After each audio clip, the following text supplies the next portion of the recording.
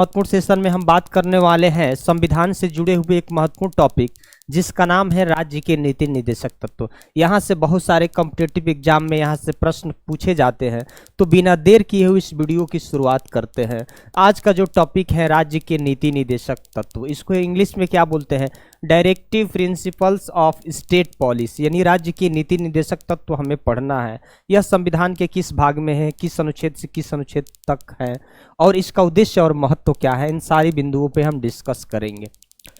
परिभाषा थोड़ी सी समझ लेते हैं राज्य के नीति निर्देशक तत्वों का, कि राज्य के नीति निर्देशक तत्व वे निर्देशात्मक सिद्धांत है। क्या कहा गया? वे निर्देशात्मक सिद्धांत हैं जो संविधान निर्माताओं ने सरकार को इस उद्देश्य से दिए कि वह राज्य के प्रशासन में सामाजिक आर्थिक न्याय सुनिश्चित करे और एक कल्याणकारी राज्य की स्थापना करे। यानी संविधान निर्माताओं ने राज्य को ऐसा निर्देश दिए कि जब भी आप कोई पॉलिसी नीति बनाइए तो उसमें दो तीन बातों को ध्यान रखिए। पहली तो भाई सामाजिक न्याय के लिए कोई पॉलिसी बनाइए ताकि सब लोग उस पॉलिसी में आस्था रखे, विश्वास रखे, यानी सबका भला हो, आर्थिक रूप से उनको न्याय मिले और लोगों का कैसे अधिक से अधिक भलाई हो, कल्याण हो, इस बात को ध्यान में रखकर कोई आप पॉलिसी बनाइए। ये संविधान निर्माताओं ने राज्य को निर्देश दिए। ठीक, राज्य के नीति निर्देशात्मक तत्व डीपीएसपी भारतीय संविधान का एक महत्वपूर्ण भाग है और कई बार तो ये प्रश्न पूछा जाता है कि डीपीएसपी संविधान के किस भाग में है। तो डीपीएसपी राज्य के नीति निर्देशक तत्व संविधान के किस भाग में है? भाग 4 में है। और अनुच्छेद कहाँ से कहाँ तक है? तो अनुच्छेद 36 से लेकर 51 तक, अनुच्छेद 36 से लेकर 51 तक। तो यहाँ से 3-4 प्रश्न आपके पूछे जा सकते हैं। और ये भी कई बार पूछा जाता है कि राज्य के नीति निर्देशक तत्व किस देश के संविधान से हम लोगों ने अपने देश के संविधान में ग्रहण किए हैं? तो आयरलैंड के संविधान से, आयरलैंड के संविधान से हम लोगों ने क्या किए हैं? ग्रहण किए हैं। कई बार ये प्रश्न पूछा जाता है। ठीक, अगला है राज्य के नीति निर्देशक तत्व के मुख्य उद्देश्य क्या है? भाई इसको क्यों हमने संविधान में जगह दिए थे, थोड़ी सी इसको जान लेते हैं। भारत को लोक कल्याणकारी राज्य बनाना है। लोक कल्याणकारी मतलब क्या होता है? कोई निरंकुश शासन की बात नहीं कर रहा है, कोई राजशाही की बात नहीं कर रहा है। सरकार ऐसी नीतियां बनाए, राज्य सरकार ऐसी नीतियां बनाए, भारत सरकार ऐसी नीतियां बनाए जिसमें सबका भला सुनिश्चित हो। अगर गरीब तबका है, अमीर तबका है, तो गरीब तबका के लिए भी ऐसी लोक कल्याणकारी योजनाएं बनाए, उसे ऐसे लाभ दिया जाए ताकि वो भी मुख्य धारा में आ जाए। यानी सब, इसका मतलब आप समझिए, लोगों का अधिक से अधिक क्या हो जाए? भला हो जाए, कल्याण हो जाए। ऐसी पॉलिसी नीतियां बनानी चाहिए सरकार को। सामाजिक और आर्थिक न्याय क्या हो की स्थापना हो, सामाजिक किसी प्रकार के भेदभाव ना हो, समाज में किसी प्रकार की ऊंच नीच ना हो, किसी प्रकार की छुआछूत ना हो, अमीरी और गरीबी की खाई बहुत बड़ी ना हो। इसको ध्यान में रखकर क्या किया जाए? कोई भी पॉलिसी बनाया जाए। यानी ऐसा नहीं है कि गरीब गरीब होता जाए और अमीर अमीर होता जाए, ऐसा नहीं। सरकार ऐसी भी नीतियां बनाए कि ताकि गरीब का भी भला हो, गरीब के भी जो भी देश का संसाधन है उस पर संपूर्ण अधिकार, बराबर का अधिकार हो। ठीक, नागरिकों के जीवन स्तर में क्या हो? सुधार हो, नागरिक पढ़े लिखे हो, किसी प्रकार के उनके अंदर स्किल हमेशा बना रहे। कोई ऐसी पॉलिसी बनाए ताकि सबका जीवन में बड़ा बदलाव आए, सुधार आए। ठीक, वो हमेशा आगे प्रगति के पथ पर निरंतर आगे बढ़ते रहे। कोई ऐसी पॉलिसी बनाए, जीवन में सुधार हो, शिक्षा में सुधार हो, स्वास्थ्य में सुधार हो। ठीक, हर तरह से सुधार होना चाहिए। समाज में समानता और समान अवसर प्रदान करे। समाज में समानता, इक्वालिटी की भावना हो, किसी के साथ भेदभाव ना हो। उसके बाद समान अवसर, यानी सबको, यानी गरीब हो, अमीर हो, स्त्री हो, पुरुष हो, किसी भी जाति का हो, किसी भी धर्म का हो, उसको समान अवसर मिलने का मतलब, अगर कोई भी उत्तर प्रदेश गवर्नमेंट की या भारत सरकार गवर्नमेंट की कोई भी वैकेंसी निकलती है तो उसमें जो भी इसकी क्राइटेरिया है, जो भी इसका क्वालिफिकेशन है उस भर्ती का, अगर कोई उस मानक को अगर पूरा करता है तो सबको अवसर मिलना चाहिए। किसी को जाति के आधार पर, किसी को धर्म के आधार पर, किसी को गोरे, किसी को काले के आधार पर उसके साथ भेदभाव नहीं करना है, यानी सबको अवसर देना है, उसकी बात कर रहा है। गांधीवादी आदर्शों के मूल्यों को लागू करना, यानी गांधी जी के आदर्श था सत्य अहिंसा के पथ पर राज्य को चलना चाहिए। ठीक, और उसके बाद गांधी जी की यह भी सोच थी कि अधिक से अधिक गाँव का विकास हो। अगर गाँव का अगर विकास होगा तो गांव का विकास हो जाएगा तो देश का विकास हो जाएगा। तो इसलिए यह पावर के डिस्ट्रीब्यूशन की बात करते थे, स्थानीय स्वशासन की बात करते थे कि कम से कम गवर्नमेंट जो सेंट्रल गवर्नमेंट स्टेट गवर्नमेंट के जो पास पावर है तो कम से कम कुछ पावर संविधान द्वारा किसको दी जानी चाहिए, यानी गाँवों को दिया जाना चाहिए, ताकि अगर गाँव का विकास हो जाएगा तो इसी तरह से देश का क्या हो जाएगा, विकास हो जाएगा। ठीक। अगला है अंतर्राष्ट्रीय शांति और सुरक्षा को बढ़ावा देना। अंतर्राष्ट्रीय शांति और सुरक्षा को यानी कहीं भी किसी भी मसले पर किसी के विश्व के किसी भी देश में कोई प्रकार का युद्ध होता है तो भारत हमेशा यह प्रयास रखता है कि नहीं वो मामला पूरी तरीके से शांति से सुलझाया जाए। कहीं देश की में सुरक्षा की बात आती है तो भारत उसमें क्या आता है, बढ़ चढ़ कर हिस्सा लेता है। तो भारत का जो डीपीएसपी हमेशा यह कहता है कि नहीं अंतर्राष्ट्रीय सुरक्षा और शांति की हमेशा बात करता है, किसी भी हिंसा की बात नहीं करता है। ये राज्य की नीति निर्देशक तत्व के क्या है, ये उद्देश्य है। इसमें तीन चीजें पढ़ेंगे, एक सामाजिकवादी सिद्धांत पढ़ेंगे और एक उदारवादी और एक गांधीवादी। उसके बाद 36 से 51 तक का डिटेल्स अनुच्छेद पढ़ेंगे, क्योंकि यहाँ से बहुत प्रश्न आपके एग्जाम में बनते हैं अनुच्छेद से। अनुच्छेद को आपको तो याद करना होगा। सामाजिकवादी सिद्धांत क्या है, सोशलिस्टिक प्रिंसिपल्स। ये सिद्धांत समाज में सामाजिक आर्थिक न्याय की स्थापना और कल्याणकारी राज्य की स्थापना की अवधारणा करता है। किसकी भाई, सामाजिक आर्थिक और कल्याणकारी की बात करता है, वेलफेयर स्टेट की बात करता है। अनुच्छेद 38 में क्या कहा गया है, सामाजिक न्याय की स्थापना की बात किया गया है कि सामाजिक न्याय होनी चाहिए। ठीक। अनुच्छेद 39 में क्या कहा गया है, समान वेतन, जीवन निर्वाह का स्तर, संसाधनों का समान वितरण यानी समान वेतन। इसका मतलब किसी भी एक काम के लिए अगर स्त्री, अगर मान लीजिए कि अगर आप पुलिस में भर्ती हो गए, स्त्री भी मतलब लड़की या स्त्री महिला भी भर्ती हो गई, पुरुष भी हो गए, तो वह तो समान कार्य हो गया ना। तो समान कार्य के लिए समान वेतन, सबको वेतन बराबर मिलना चाहिए। ये नहीं कि स्त्री है तो वह उसको कम वेतन मिले, या पुरुष है तो आपको अधिक मिले, ऐसा भेदभाव नहीं होना चाहिए। और संसाधनों पर समान वितरण होना चाहिए, जो भी हमारे देश का संसाधन है उस पर सबका अधिकार होना चाहिए। इसको ध्यान में रखते हुए सरकार क्या करे, कानून बनाए। जीवन स्तर, निर्वाह का स्तर, जीने के लिए लोगों को संसाधन मिले, अच्छा एनवायरनमेंट मिले, ये सारी चीजें ध्यान में रखकर काम होना चाहिए। अनुच्छेद 41 क्या करता है, काम और सार्वजनिक सहायता का अधिकार मिलता है, काम और सार्वजनिक सहायता का अधिकार देता है। ये अनुच्छेद जो है आपको डिटेल्स याद रखना है।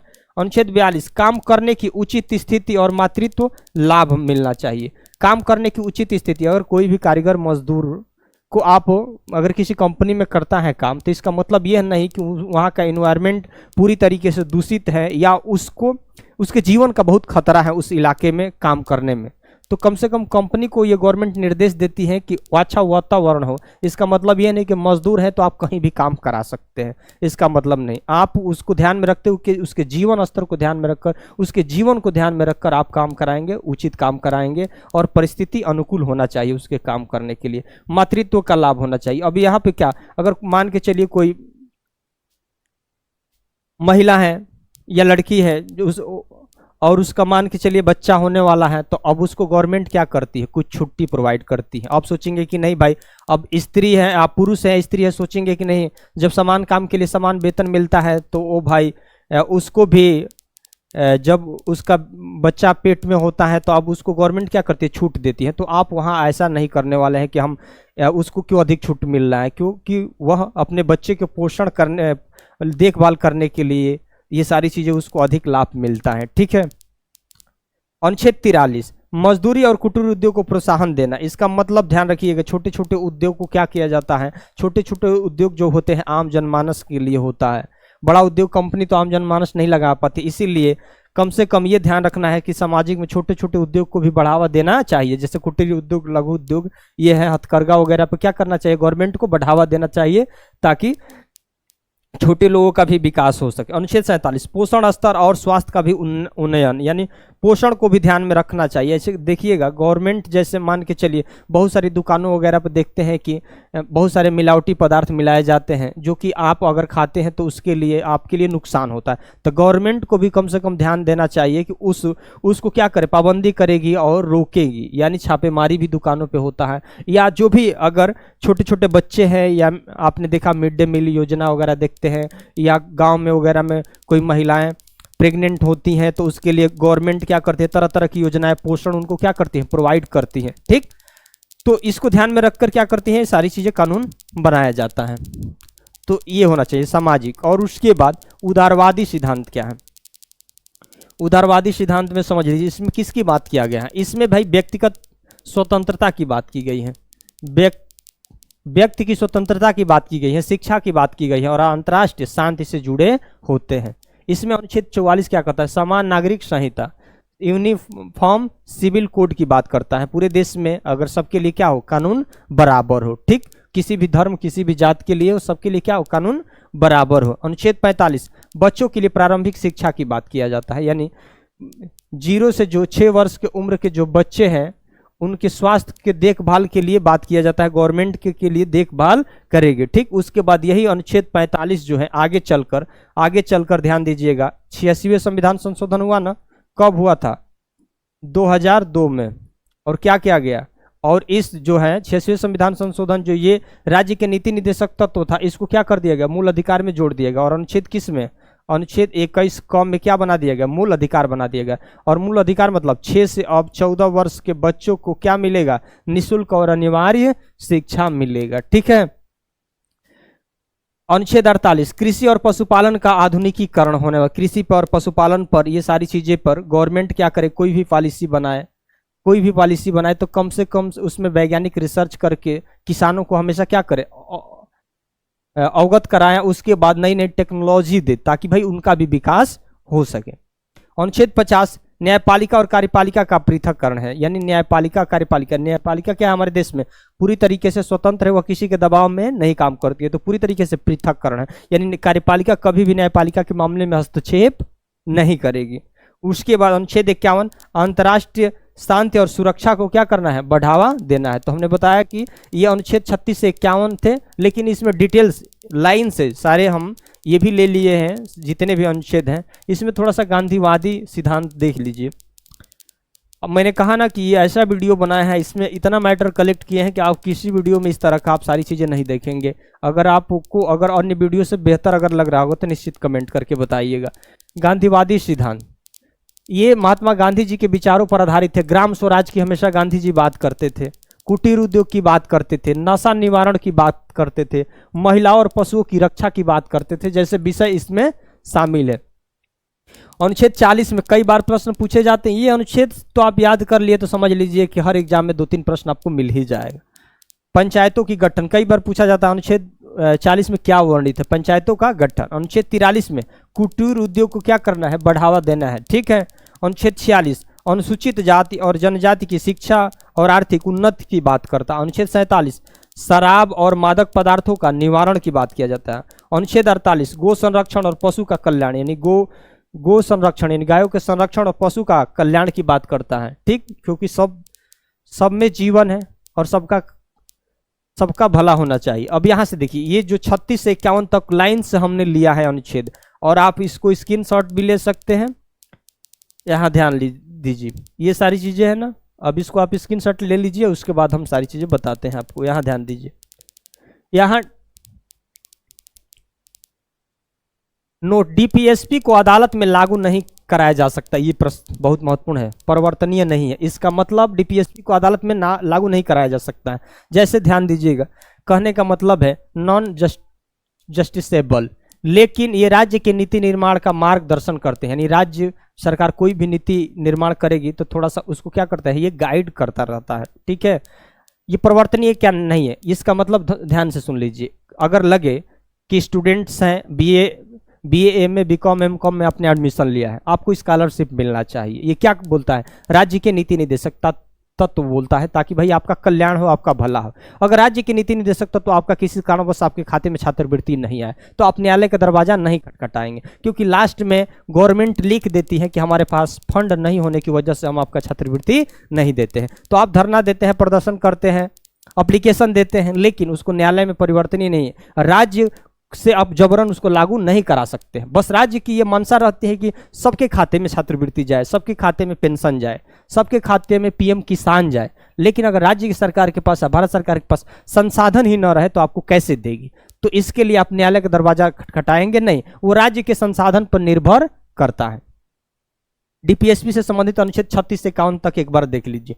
36 क्या कहता है भाई, राज्य के निदेशक तत्वों के प्रयोजन के लिए राज्य की परिभाषा। कई बार पूछा जाता है कि राज्य की परिभाषा संविधान की किस अनुच्छेद में, अनुच्छेद 36 में। इसमें क्या है, भारत सरकार की बात आती है, इसमें राज्य सरकार की बात आती है, इसमें संसद की बात आती है, इसमें राज्य के विधानमंडल की बात आती है, कार्यपालिका की बात आती है, जो अपने विभाग में नीति का निर्माण कर सके। और नीति का निर्माण कैसा होना चाहिए भाई, लोगों के कल्याण के लिए होना चाहिए, सामाजिक आर्थिक रूप से लोगों का न्याय मिले। जैसे यूनिवर्सिटी है तो अपने आप में एक क्या है, राज्य है, वो अपने छात्रों के लिए क्या बनाती है, कानून बनाती हैं, नियम बनाती हैं, ताकि हर स्टूडेंट का क्या हो, भला हो। बिजली विभाग में जो भी कर्मचारी हैं तो वह अपने आप में क्या है, राज्य है, ताकि कोई भी अगर कानून बनाए तो सबके भला सुनिश्चित हो, किसी एक व्यक्ति का नहीं। तो हर विभाग अपने आप में क्या होता है, राज्य होता है।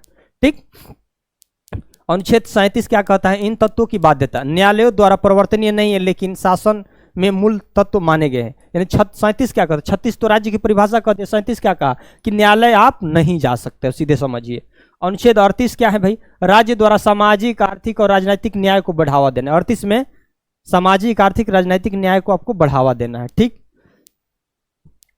अनुच्छेद 39 नागरिकों के लिए कुछ नीति सिद्धांत जैसे समान वेतन, संपत्ति का वितरण होना चाहिए। अनुच्छेद 39 ऐसा आप नियम कानून बनाइए जिसमें सबको समान वेतन मिले, एक ही काम के लिए सबको समान वेतन मिले। ये नहीं कि आप जज बन गए, आप पुलिस हैं तो समान वेतन मिलेगा, नहीं, आप अगर एक ही काम में हैं तो आपको समान वेतन मिलेगा। संपत्ति का समान वितरण भी होना चाहिए, नहीं कि किसी पे, हमारे देश के संपत्ति पे किसी एक लोग का अधिकार हो जाए और बाकी कुछ संपत्ति बची है उसमें सारे लोगों का अधिकार नहीं। सरकार को ऐसी नीति बनाना चाहिए कि जो भी हमारे देश के संसाधन है उस पे सब लोगों का अधिकार समान हो, ऐसे सोच के नीति बनानी। अनुच्छेद 39 ये सब बहुत पूछे जाते हैं जी। निःशुल्क विधिक सहायता और न्याय तक समान पहुंच सुनिश्चित करना। अब देखिए ये बहुत बार ये भी पूछा जाता है। इसका मतलब जैसे मान के चलिए कोई मामला हो गया, आप बहुत गरीब है, आप वकील का फीस वहन नहीं कर पाएंगे, आप सुप्रीम कोर्ट का फीस नहीं वहन कर पाएंगे, आप हाई कोर्ट के वकील का फीस वहन नहीं कर पाएंगे, तो भाई आपको तो न्याय नहीं ना मिलेगा। तो इसका मतलब सरकार ने कहा, राज्य के नीति निदेशक तत्व ने कहा कि नहीं, गवर्नमेंट उनको पूरी तरीके से वकील देगी, वो गवर्नमेंट के वकील ही उस व्यक्ति का क्या करेंगे, केस लड़ेंगे। अगर मान लीजिए किसी दबंग आदमी से, किसी माफिया आदमी से, किसी पैसे वाले आदमी से आपका लड़ाई हो गया, झगड़ा हो गया, कुछ कांड हो गया, तो भाई आप वो तो सुप्रीम कोर्ट जा सकता है, वो हाई कोर्ट जा सकता है, क्योंकि वो सक्षम है, आप तो नहीं है। तो आपके लिए गवर्नमेंट क्या करेगी, सरकारी विधिक सहायता प्रदान करेगी, इसका मतलब वकील वगैरह प्रोवाइड करेगी, ताकि आपको भी न्याय मिले। अनुच्छेद 40 ग्राम पंचायतों को गठन की बात की गई है, हमने चर्चा किया। अनुच्छेद 41 रोजगार की बात किया गया है, शिक्षा और सार्वजनिक सहायता का अधिकार की बात किया गया है। अनुच्छेद 42 श्रमिकों के लिए न्याय संगत और मनोचित कार्य दशाएं होना चाहिए। ठीक। श्रमिकों के लिए, कहीं भी श्रमिक अगर मजदूर काम कर रहे हैं तो उनके लिए उनके अनुकूल क्या होना चाहिए, वातावरण होना चाहिए। ये नहीं कि आप कहीं गंदगी इलाके में जहां पर्यावरण दूषित है वहां आप उनको काम नहीं कराएंगे, क्योंकि उनके जीवन का भी एक अधिकार है, ताकि उनको भी जीने का अधिकार है गरिमामयी। अनुच्छेद 43 क्या है, श्रमिकों को जीविकोपार्जन की उपयुक्त स्थिति में लाना है। ठीक। ये आपका 43 है। और देखिए ये अनुच्छेद 43 से जो ये ए वगैरह देख रहा है ना, ये बाद में जोड़ा गया है। जैसे 39 से आपने देखा तो ये बाद में जोड़ा गया है। यहां देखिए अनुच्छेद 43 से उद्योगों में श्रमिकों की भागीदारी, कोई भी उद्योग हो तो कम से कम वहां पे श्रमिक भागीदारी। इसका मतलब कोई उद्योग धंधा खोल देंगे और इसका मतलब आधुनिक जो मशीनें आ रही हैं सारे मशीनें से काम कराएंगे तो फिर मजदूर श्रमिक करेंगे क्या भाई। तो कम से कम कोई भी उद्योग हो तो उसमें श्रमिकों की भागीदारी होना चाहिए। अनुच्छेद 44 समान नागरिक संहिता की बात करता है, पूरे देश में एक समान कानून लागू होना चाहिए, इसकी बात करता है। अनुच्छेद 45 6 वर्ष तक के बच्चों के लिए प्रारंभिक शिक्षा की बात किया गया। अब इसी अनुच्छेद 45 को क्या बना दिया गया है, अब मूल अधिकार बना दिया गया है अनुच्छेद 21 ए में। तो 6 से 14 वर्ष की उम्र के बच्चों को निःशुल्क और अनिवार्य शिक्षा देने की बात की गई है। अनुच्छेद 46 अनुसूचित जाति और जनजाति और कमजोर वर्गों की उन्नति के लिए। अनुच्छेद 47 पोषण स्तर और लोक स्वास्थ्य और उन्नत करना, यानी लोगों के स्वास्थ्य के लिए गवर्नमेंट क्या करती है, हॉस्पिटल में बहुत सारी फैसिलिटी प्रदान करती है, जैसे बहुत सारी जांच वगैरह हुए, बहुत सारी दवाइयाँ, ताकि लोगों का भला हो जाए।